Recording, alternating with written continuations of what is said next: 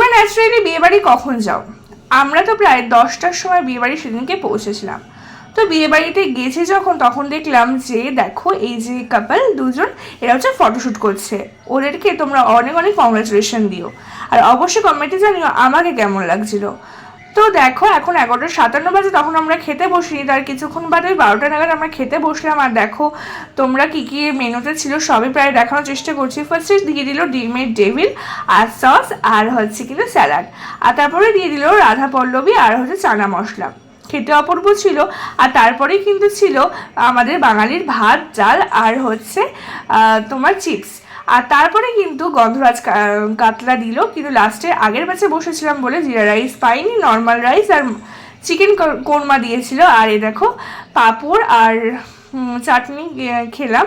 তারপরে কিন্তু আইসক্রিম নিয়ে বাড়ি যাওয়ার সময় একটু ভিডিও করে নিলাম, অবশ্যই জানিও কেমন লাগলো।